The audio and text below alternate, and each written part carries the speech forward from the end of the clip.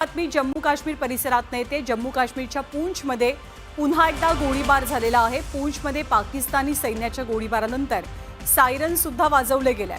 थोड्या वेळापूर्वी उरीमध्ये सुद्धा गोळीबार झालेला होता आणि सायरनचे आवाज ऐकू आलेले होते। उरी पाठोपाठ आता पूंछमध्ये सुद्धा पुन्हा एकदा गोळीबार झालाय।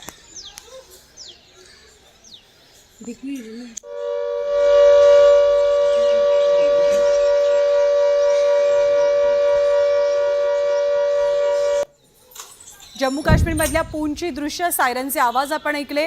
पाकिस्तानने पुन्हा एकदा गोळीबार केलेला आहे आणि पाकिस्तानच्या गोळीबारानंतरच नागरिकांनी सतर्क व्हावं यासाठी हे सायरन वाजवण्यात आले। त्यामुळे उरी आणि पूंछ दोनही ठिकाणी सध्या गोळीबाराची माहिती मिळते।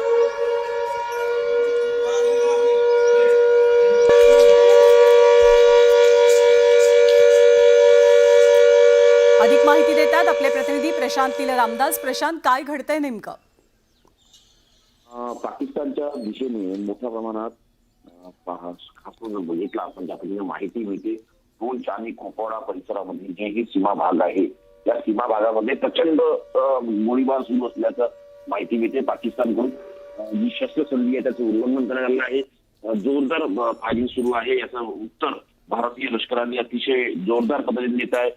पाकिस्तान लष्कर जे आहे ते लष्कराचा प्रयत्न आहे की अशा प्रकारच्या गोळीबाराच्या माध्यमातून घुसखोरांना भारतीय हद्दीमध्ये प्रवेश करता यावा यासाठी कुपवाडामध्ये जो कर्नाह हा जो सेक्टर आहे तिथे जोरदार धुमचक्री सुरू त्याची माहिती पुढे आली आहे। भारतीय लष्कराच्या वतीने याचं जोरदार प्रत्युत्तर देत आहे।